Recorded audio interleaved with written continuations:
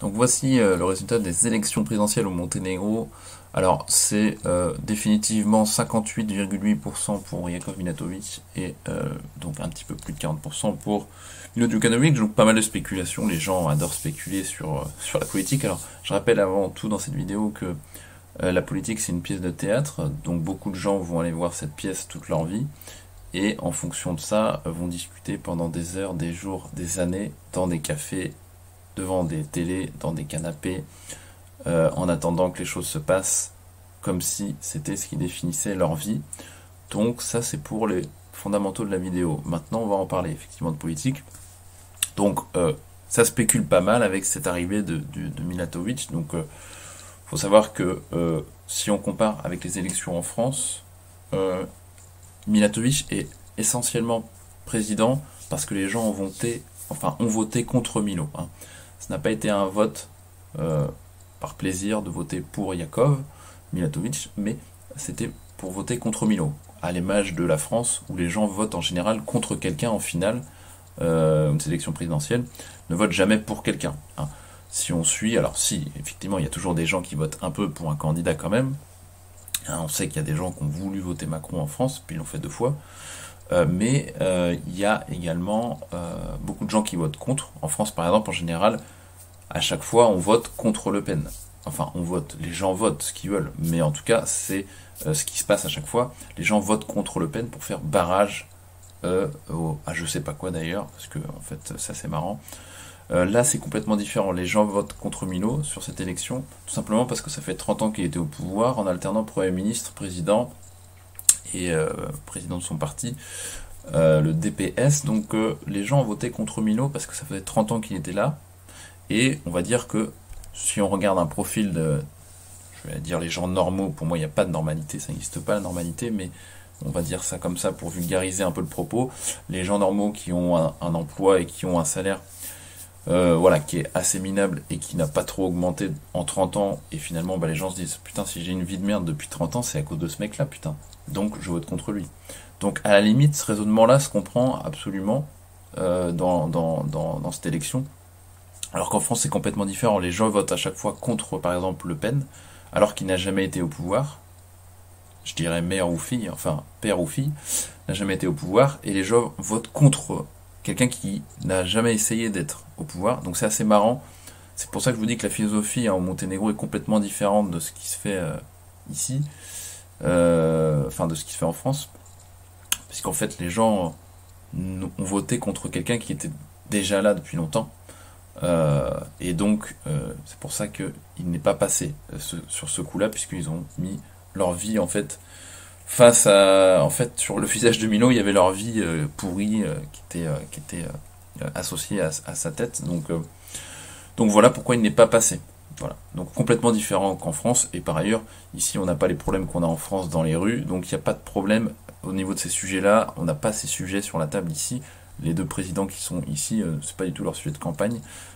Leur sujet de campagne, c'est voilà, on rentre dans l'UE, à quelle vitesse, on élève les standards de vie, voilà, c'est ça les sujets. En gros, les standards de vie des citoyens. Maintenant, je suis pas en train de vous dire que ça va vraiment se passer, mais voilà. Donc, pas mal de spéculations autour de ce résultat maintenant. Les gens spéculent, je vois les expats également, mais voilà le petit gars. Donc, ouais, on va dire qu'il a un profil Macron parce qu'il a travaillé dans les banques, etc. Oui, pourquoi pas, mais il faut savoir que le président au Monténégro, le poste de président, c'est un poste dans lequel il y a peu d'influence légale, en fait c'est plus une marionnette, un VRP du pays qui représente le pays, mais c'est pas en fait lui qui a le pouvoir légal pour imposer des lois, absolument pas. Et justement ce qui est intéressant c'est plutôt d'attendre déjà les parlementaires qui arrivent le 11 juin, et après même après le 11 juin de voir aussi laisser passer 5-6 mois, voir un petit peu qu'est-ce qui se passe, à quelle vitesse ça change, qu'est-ce qui change, etc. Mais il faut savoir que pourquoi ce gars-là il est passé, en fait son parti politique dans lequel donc il est représentant, donc Evropa SAD, donc ce qui veut dire Europe maintenant en français, son parti a proposé quelque chose d'assez unique en fait dans l'histoire des élections dans le monde, puisque moi j'ai jamais vu ça.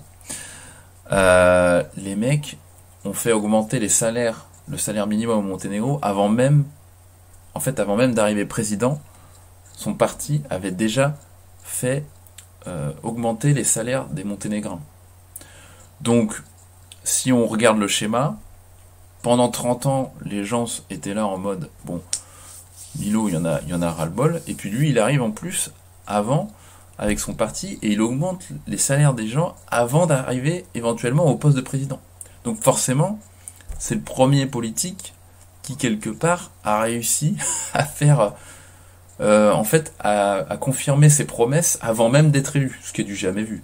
En fait, quand on regarde, en général, il y a un cahier des charges. En général, les mecs ont plein de promesses, puis il n'y a jamais rien qui se passe après. Donc là, le mec, en fait, il a fait augmenter les salaires des Monténégrins avant même d'être élu. Donc, ce qui fait déjà que, de fait, les gens, même à la limite ceux qui voulaient voter pour Milo, ils se sont dit, attends, le mec, il m'a augmenté mon salaire de 200 ou 250 euros. En fait, je vois pas. Enfin, faudrait vraiment que je sois con pour voter pour l'autre mec qui ne l'a pas fait et qui ne voulait pas le faire. Donc, sur ce principe-là, tout simplement, il est passé quasiment grâce à cette unique, je dirais, opportunité qui en était une directement, quoi. C'est-à-dire l'augmentation des salaires. Donc, alors vous allez me dire, c'était pas du luxe, puisque le salaire minimum était de 250 euros au Monténégro. Je sais pas si vous vous rendez compte, parce que les gens comprennent pas pourquoi je dis, bah ouais, le Monténégro, le coût de la vie est moins cher qu'en Thaïlande. Bah, c'est tout simplement parce que il y a des salaires qui sont très bas. Et donc, le salaire minimum est passé donc à 450 euros à partir de janvier 2022. Donc ça, c'est le salaire minimum. Bien sûr, il y en a qui ont plus. Ça, c'est les postes de base.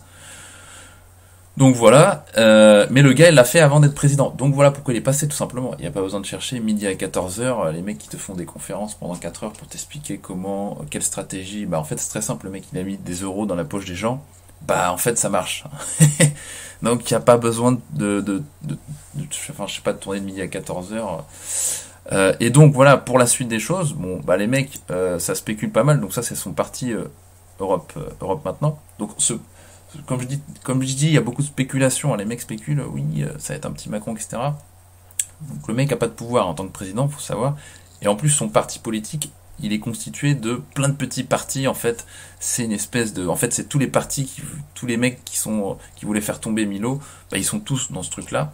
Et donc, c'est des mecs qui étaient pas forcément ensemble avant, mais ils sont tous rassemblés pour dire, bon, faut faire tomber l'ancien, on le fait tomber, et puis c'est réglé. Et donc, les mecs, c'est ce qu'ils ont fait. Mais ils sont pas forcément d'accord sur toute je dirais la route principale à prendre, les grands axes. Donc, ça va être intéressant de voir comment tout ça va se dérouler, parce que c'est un parti politique qui a tellement de monde là-dedans que voilà, ça va être à mon avis un petit peu le bordel. Mais au niveau des spéculations, on verra. Moi je dis qu'il faut attendre au moins 6-7 mois pour voir ce qui se passe.